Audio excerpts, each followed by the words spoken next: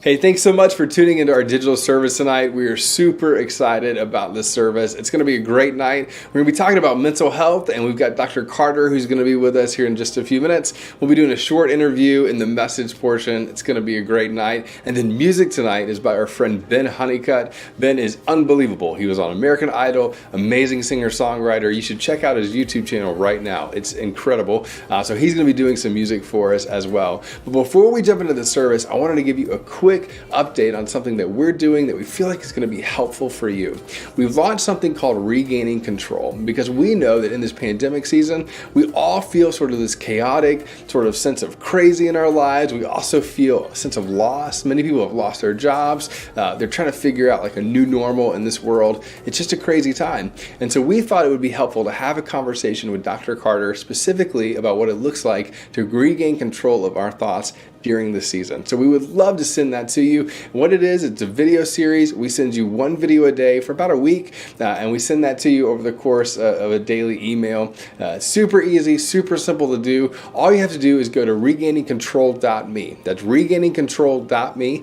Go there, sign up, and we'll send you one of these daily emails that we feel like is going to help you navigate this pandemic season. So we'd love for you to sign up for that. Simply go to regainingcontrol.me. We'll send you those videos. Now, with all that said, we're going to get started here in just a few minutes. But as we do, here's what we would love to ask you to do. We'd love for you to comment along with us in the comment section, whether you're watching on YouTube or Facebook, and just comment along with us. Let us know anything that stands out, and then we would love for you to invite other people to this service. It's super easy to do. All you have to do is share this post, or you can go in the comment section and actually tag your friends and invite them right now. So we're going to get started here in just a couple of minutes, but before we do that, we'd love for you to like it, love for you to share it, and love for you to comment along with us. Thanks so much for being here. We'll see you in just a few minutes.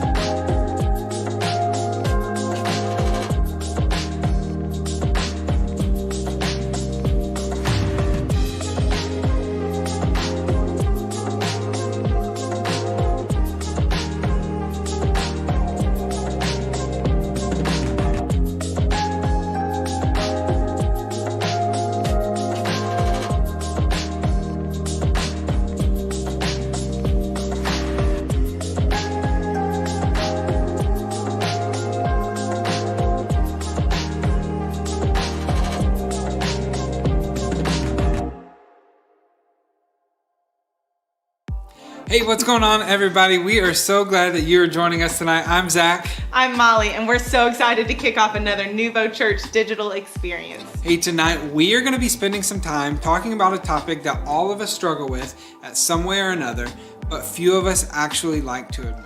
That's right, we're talking about mental health and the impact our thoughts have on the direction of our lives. I don't know about you, but this COVID-19 season has made it difficult for me to maintain control of my own mindset at times. And it's so easy to get stressed out, worried, and feel like there's nothing I can do about it. So earlier this week, our team released a resource that's been incredibly helpful to a lot of people. It's a 3-day video series called Regaining Control. We're already hearing stories of people who are regaining control of their thoughts, even when everything outside of them feels like chaos. We'd love for you to join them on this journey too, and you can get it for free by going to regainingcontrol.me. We loved creating that with one of our guests tonight, Dr. LaTanya Carter. In just a few moments, we'll see an interview between Patrick Holden, our lead pastor, and Dr. Carter, who's not only a great friend to Nuvo Church, but also a great counselor as well. Hey, if you're watching this live tonight, we would love the chance to meet you right after everything's over. We have a digital lobby available where you can connect with others in Columbus who are focused on exploring faith in their own lives. We'll let you know how to join right at the end. We also have guest music tonight from a new friend of ours, Ben Honeycutt. And he is incredible. Yes, you'll get to hear Ben for yourself in a little bit. But you can also check out all of his music at benhoneycuttofficial.com. Should we get this thing started? Let's do it. All right, let's go ahead and kick off tonight's experience. Hey, thank you so much for being here with us.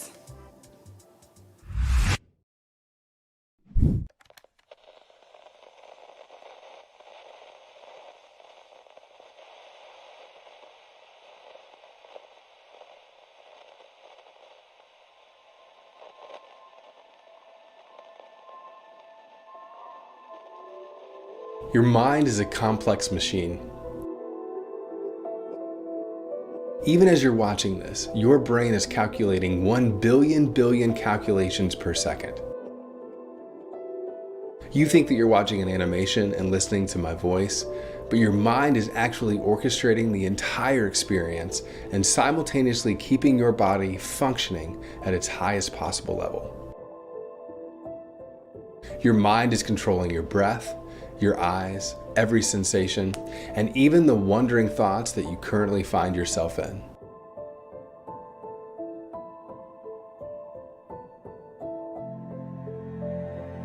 Part of what makes us human is our complex reality.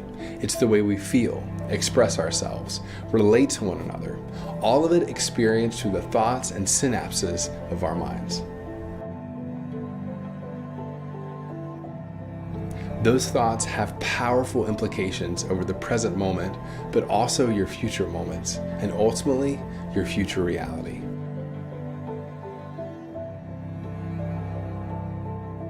Learning to understand the way that we think and how it affects our life, it can be a difficult journey, but it's one worth taking. So what are you thinking about right now? Right, some of you, it's being fully locked into the screen and wondering where all of this message stuff is going to go. For some of you, it's about your kids and how they're almost asleep, but not quite, and you know they're going to walk in the room at some point. Truthfully, for some of you, you're not even really here right now, are you? Like your mind is somewhere else altogether. Maybe you're thinking about your job, or you're wondering about the health of somebody that you love. Or maybe you're preoccupied with the dozens of tasks that you wanted to get done today, but you didn't even get close to getting done today. Right, whatever you're thinking about, whatever you brought with you, here's what I want to tell you. It's totally fine. What I want to do is I want to acknowledge it for a minute, and then I want to take it one step further with a very simple question, and the question is this. What are those thoughts doing to your emotions right now? Like, how do you really feel? Is it anticipation? Are you excited? Is your body slightly tensed up?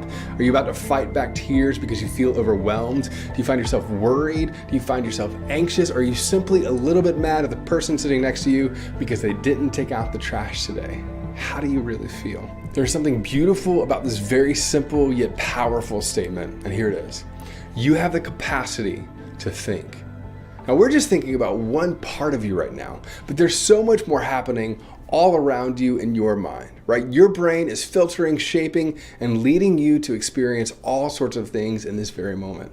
Your body is aware, but at the same time, there's so much happening beneath the surface that you're not even close to being aware of because your brain is simply that incredible. It's this 3-pound universe that processes 70,000 thoughts each day using 100 billion neurons that connect at more than 500 trillion points through synapses that travel 300 miles per hour. The signals that travel through these interconnected neurons form the basis of your memories, your thoughts, and all of your feelings as well. Now, believe it or not, the activity in your brain, it simply never stops. Countless messages zip around inside of your brain every second like a supercharged pinball machine. Your neurons create and send more messages than all the phones in the entire world, all the phones in the whole world. And while every single neuron generates only a tiny amount of electricity, all the neurons together can generate enough electricity to power a low wattage light bulb. Now let's talk about the way you learn for a second, right? Learning changes the structure of your entire brain. As you master new ways of thinking, your brain sends messages along pathways repeatedly that form these new connections all the time. Your memories are deconstructed and then distributed to different parts of your brain. And then for the memory to be recalled, get this, it gets reconstructed from the individual fragments. And then the latest research shows that the brain's memory capacity, get this, it's about the same amount needed to store the entire internet at its current state. Your brain is powerful, and your capacity to think is extraordinary. You have the amazing capacity to think, but that's step one. What we're going to spend our time on today is the next step. Think about it like this. You have the capacity to think about what you think. Thoughts come into our minds all the time. And as much as you're wired to process the thought, you also have the capacity to process thoughts about the thought, which is incredibly important. Now, let me say that one more time. You have the capacity to process thoughts about the thoughts that you have. Now let's think about your thoughts just for a moment. Some of them, right? Some of them you're super proud of. And then some of them you hope never, ever get out in the open. Some of them are embarrassing. Some of them could be harmful to you. Some of them come and then they go briefly, almost as quickly as they came, while others seem to be like a seed that grows into other thoughts and emotions and then ultimately into every part of your life, right? Your thoughts matter because ultimately your thoughts, they move you. They affect your emotions, right? You frame your emotions through your brain and remember them that way as well. It affects how you feel around other people, but it also affects how you respond to the world around you. Your thoughts also affect your actions, right? Your actions come from responses in your mind. Your choices are deeply connected to what is built in your brain and the way that you've processed your previous experiences. And your thoughts also affect your future, right? Your thoughts drive your emotions and actions and ultimately will influence where you end up in your life. Now let's think about that movement, right? Are your thoughts moving you in the direction of worry or peace? Are they moving in the direction of feeling stuck or embracing progress? Are you seeing yourself as a person who's devalued or valuable? Right, the problem comes in when we allow thoughts to enter and then stay that way and ultimately take us in a direction that we don't want to be. If our thoughts move us, the real question is, are our thoughts moving us in the right direction?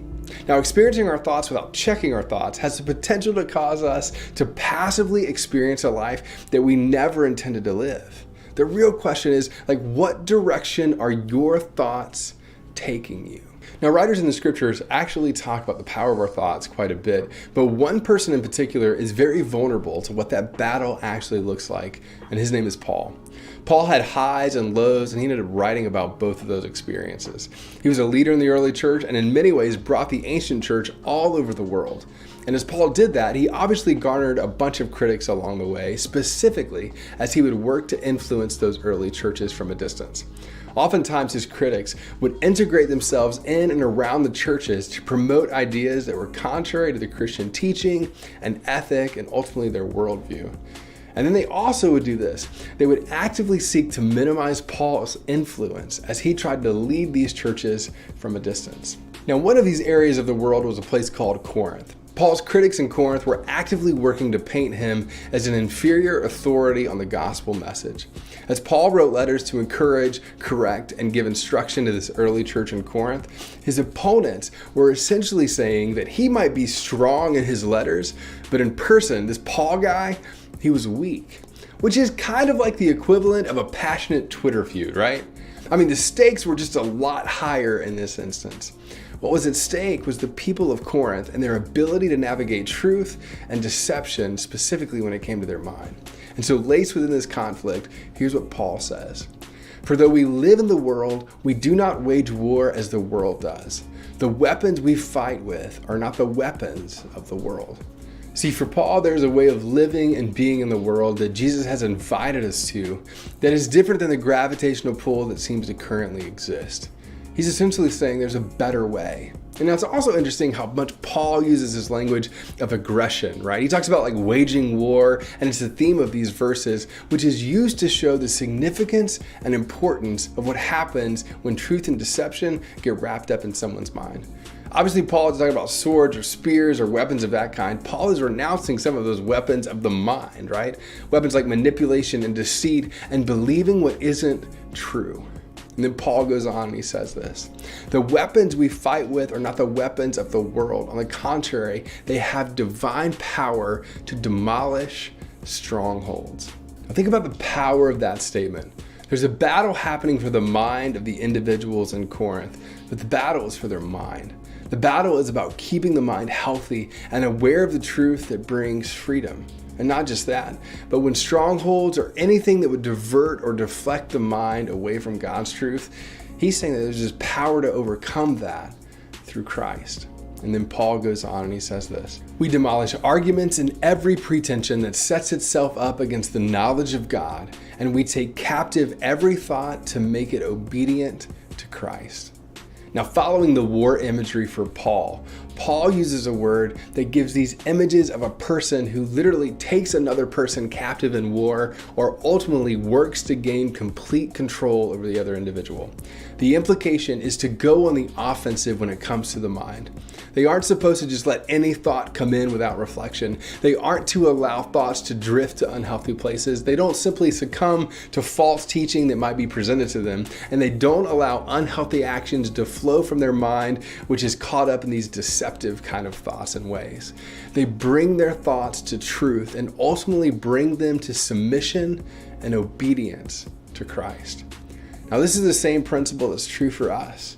Right? Your thoughts matter because your thoughts are moving you. Knowing our thoughts are moving us in a direction either towards God's best or away from it means that we have to learn how to guard our minds. It's about going on the offensive and taking our thoughts captive. Paul would talk about this idea again in another area of the New Testament, but his words this time would focus on the how. He simply says this, do not conform to the pattern of this world, but be transformed by the renewing of your mind. For Paul, it's about renewal. There's this better way to be in the world than simply getting wrapped up in the gravitational pull towards allowing thoughts to go in and out unchecked.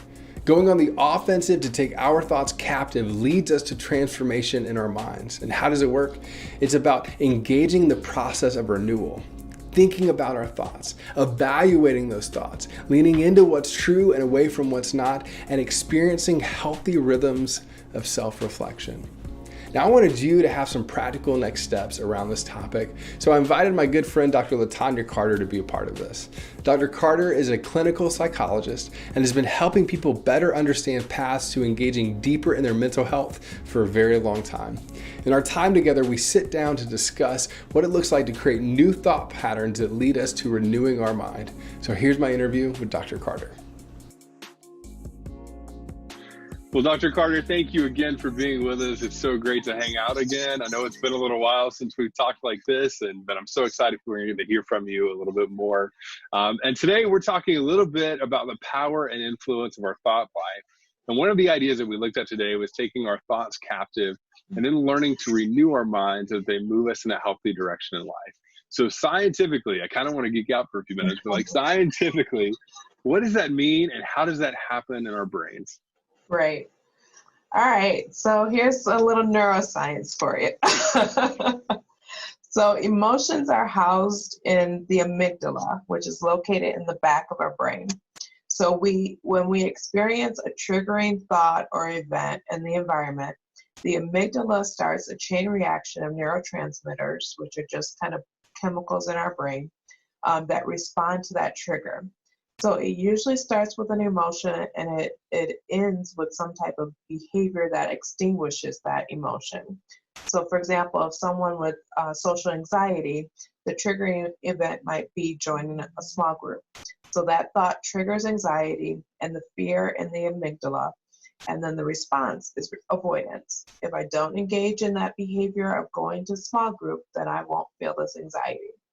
So now, because of neuroplasticity, which is that ability of the brain to change in response to environmental influences, we can actually rewire the brain and cause a more desirable outcome. So the general way that we do that is to engage the prefrontal cortex.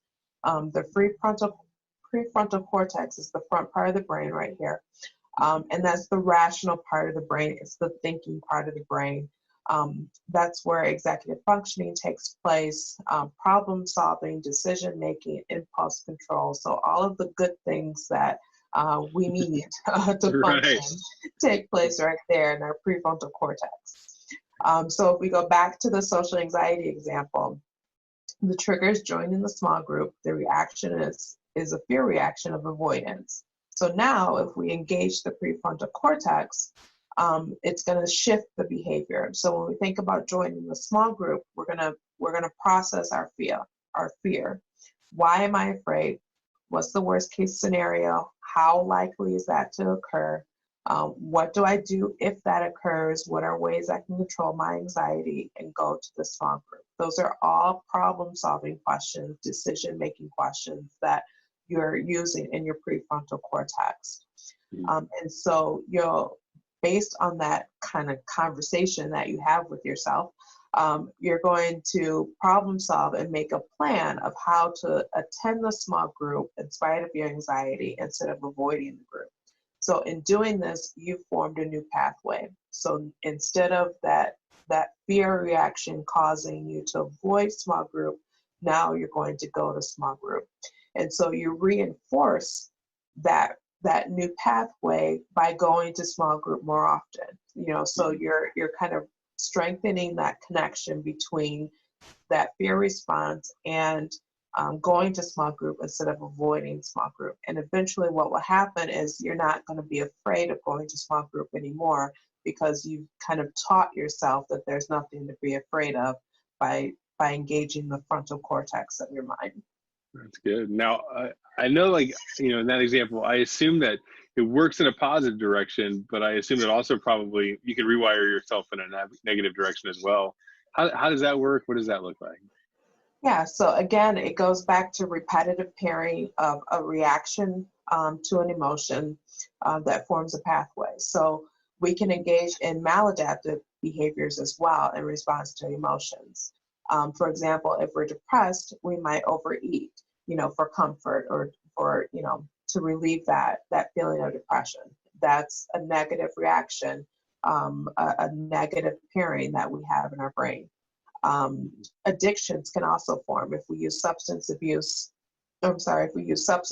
or we use, shopping, gambling, those are ways that people use, maladaptive behaviors to extinguish negative emotions. And so addictive behaviors actually also produce positive feelings in our body. So dopamine, serotonin, those are all kind of happy emotions or happy hormones that are produced from, also engaging in negative behaviors. And so it reinforces us engaging in those negative behaviors. And so we have to, sometimes it makes it even harder to form new pathways when we have an addiction because there's actual chemistry there that's keeping us connected to that maladaptive behavior. Yeah, wow. That's good. And when we think about that, it really does get after that consistency of decision making, leading you in another direction. That's so good. Now, another area that we're talking about specifically today deals with how we're shifting like one pattern of thinking in the world to another, right? So we talked even in the service tonight about how scripture refers to this process as renewing our minds. But from your perspective, like what does that renewal process actually look like? And what role do our patterns of thinking play in it? So yeah, the concept of taking every thought captive and renewing your mind very much aligns with what we call cognitive behavioral therapy, or CBT. So the theory behind CBT is that our thoughts or cognitions and our beliefs affect our emotions. Our behaviors affect our emotions, either positively or negatively. So if we have negative thoughts and engage in maladaptive behaviors, then our emotions will be negative. So we'll have more anxiety, we'll have more depression, we'll have more irritability. If we have positive thoughts and engage in adaptive coping behaviors, then our emotions are going to be more positive. So in therapy, when I'm working with a client, we have individuals who come in with negative emotions, and through CBT, we work toward changing those emotions by focusing on changing the thoughts and the behaviors. So through various therapeutic techniques, self-reflection, journaling, thought records, things that we've kind of talked about before, we actually go through the process of literally taking every thought captive, writing these thoughts out, identifying what those distorted thoughts are that are triggering that negative emotion, evaluating that thought for truth. Is this a true thought? Is it not a true thought? What's the evidence for it? What's the evidence against it? And then reframing or restructuring those thoughts based on a newly discovered truth in a way that actually reduces the emotion. So for example, if the triggering thought is I'm damaged or I'm flawed, we might evaluate that by looking at the truth, for and against that thought. And this is a great place for scripture to come into play, really digging into your Bible, looking at how, we maybe were once damaged or flawed, but now through Christ we're made whole, and really, using the Bible to reinforce those positive thoughts. And so going through that process helps us to change our thinking patterns, and actually form new neural pathways in our minds that lead to long-lasting emotional health overall. Dr. Carter, thank you so much for being with us. I know this was so helpful to a lot of people. Thank you for being a part of this, and I hope we get to talk again soon. This is helpful for me, so thank you so much. Absolutely. It was a lot of fun. Thank you for having me. Now, from what Dr. Carter said, the first step is to identify your current strongholds. What are the types of thoughts that you need to more deeply engage with? What emotions are at the core of those thoughts? Maybe that's loneliness that leads you to a set of thoughts that are unhealthy. Maybe it's anger that leads you to a set of thoughts that you don't want to have. Like, which of the thoughts have currently taken root in your mind and are creating these unhealthy patterns and pathways in your mind and in your heart? The second step is this. It's to be an observer and a gatekeeper of the thoughts that come in and out of your mind. Now think about the thought, right? Don't let random negative thoughts wander through your mind unchecked and unevaluated, right? Create a reflective distance between you and your thought. As Dr. Carter said, journal the process with your thoughts, feelings, and observations. Look for patterns that are building unhealthy brain pathways already in your mind. Lastly, redesign and reframe toxic thoughts towards healthy thinking. Identify the toxic thought and then build something better. Label the thought, the emotion it's creating, and then name whether it's helpful or whether it's toxic. Choose to reframe the toxic thoughts into something that is moving you into the direction that Jesus is ultimately calling you towards. Our lives move in the direction of our thoughts. The beautiful truth is that you get to be engaged in that. No matter where you are right now, no matter what thought patterns are currently set up in your mind as strongholds, it's time to re-engage and think about those, reframe them, and then begin the process of moving forward. For many of us, we have this idea about what those patterns of thought are, and we need to make sure that they're rooted out of our mind altogether. So what we wanted to do is we wanted to give you a little space to do that today. Whether you're sitting at home watching this on the couch, maybe you're listening in your car, or even if you're watching this with other people, what I want you to do right now is I want to lead you through this guided exercise to think about and reframe your mind. Now, to get us started, here's what I ask you to do. I'd love for you to take one big deep breath. Now, you've been paying attention to all different kinds of distraction today, but for now, what I want you to do is I want you to pay attention to your breath and allow your mind to focus in for these next few moments that we have together. Now, what's going to happen next is some words are going to pop up on the screen. Some of these may be labels that you've adopted along the way or felt intermittently. You may have other words that aren't here, but what I'd like for you to do is take a moment and reflect on which of these words might describe thought patterns that need to be uprooted in your mind.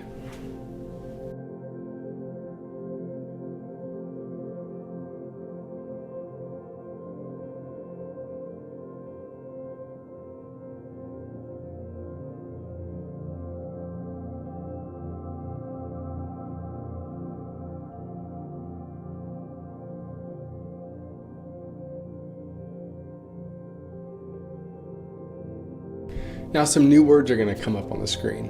These represent the opposite of what you saw earlier, right? Again, you might have different words or phrases to use to combat negative thought patterns in your mind, but hopefully one of these might stand out. So when these other negative thoughts might emerge or reemerge this week, you have words or phrases of truth to combat those words, to journal them, to write them down, to reflect back on them, to kind of force that negativity out of your mind and evaluate those thoughts that way. So for just a moment, I'd like for you to reflect on these words.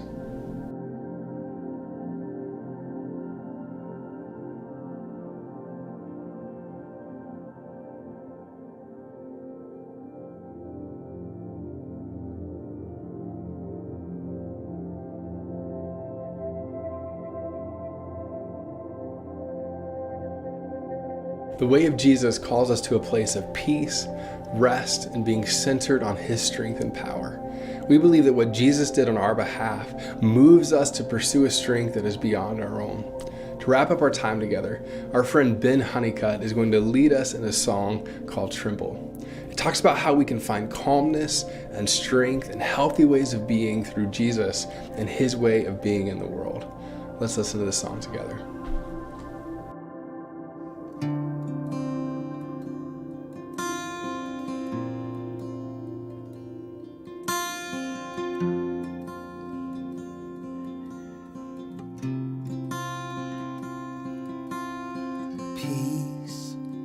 Bring it all to peace. The storm surrounding me, let it break. At your name, still. Call the sea to still. The rage in me to still every wave. At your name, Jesus, Jesus. You make the darkness tremble, Jesus, Jesus. You silence fear, Jesus, Jesus. You make the darkness tremble, Jesus, Jesus. Breathe, call these bones to live. All these lungs to sing once again.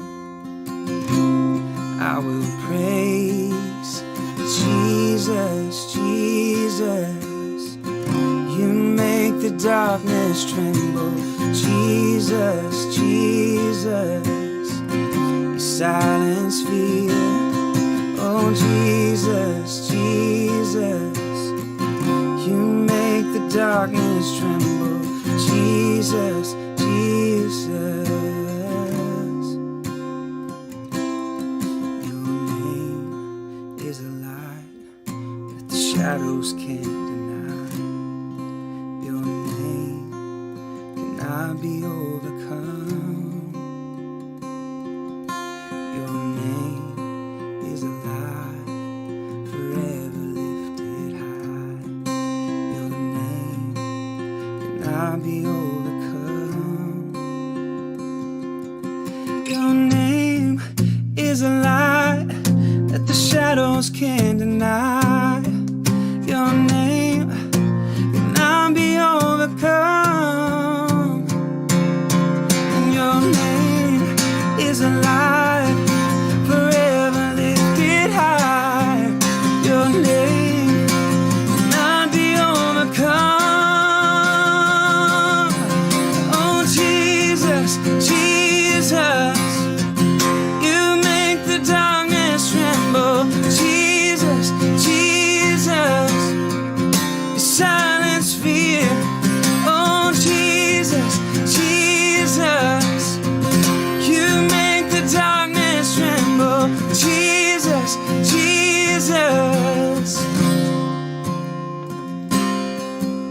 Jesus, Jesus, you make the darkness tremble. Jesus, Jesus, you silence fear.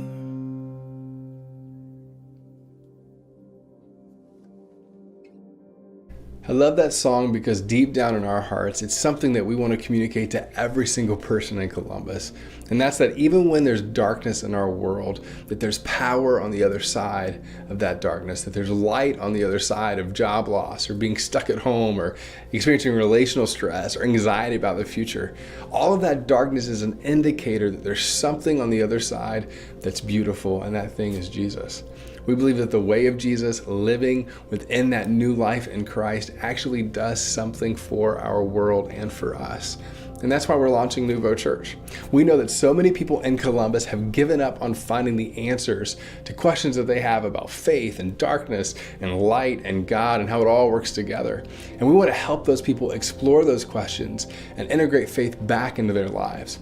Now, we have conversations like we've had tonight in every single one of our digital groups that meet weekly. It's where we talk about our lives, we encourage each other, we talk about our exploration of faith. Right now, if you're interested in being a part of that, we would love to have you. It's really the heartbeat of Nuvo Church. So all you have to do is go to nuvochurch.org/groups. We meet on Thursday nights, and we would love for you to join us for that.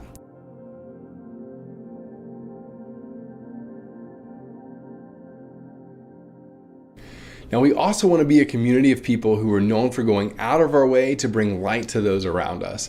Last month, many of you did just that for a team of medical professionals in Columbus. What you did is you gave financially to provide a meal for them in the middle of a crazy time and a crazy shift. But it was way more than just a meal. It was a reminder that we noticed them, that we're praying for them, and that we're present with them.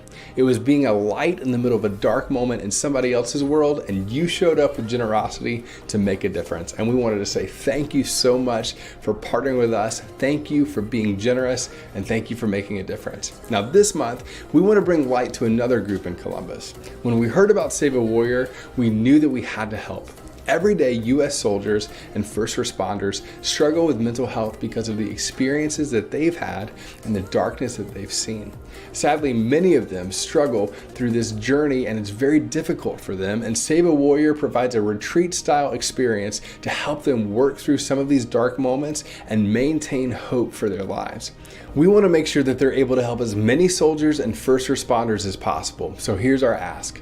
Would you join us in giving to Save a Warrior? You can do that right now by going to nuvochurch.org/give. That's nuvochurch.org/give. And 100% of the contributions tonight will go directly to this incredible Columbus nonprofit. Please join us in doing that.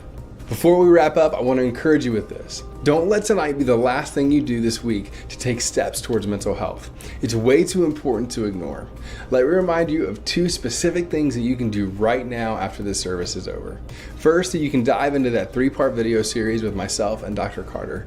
With just 5 minutes a day, you can really begin to shift the direction of your thoughts and your life. Simply go to regainingcontrol.me and we'll send you those videos straight to your inbox every day for several days this week.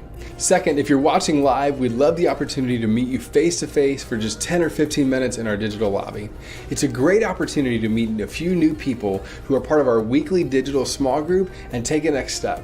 Simply go to nuvochurch.org/lobby. That's nuvochurch.org/lobby, or click the link in the comments section. We'd love to see you after this service is over. Again, thanks so much for being a part of tonight. We've had such a great time this evening, and we're so glad that you joined us. We look forward to getting to know you you better in an upcoming digital group or seeing you right back here next month. We'll see you soon.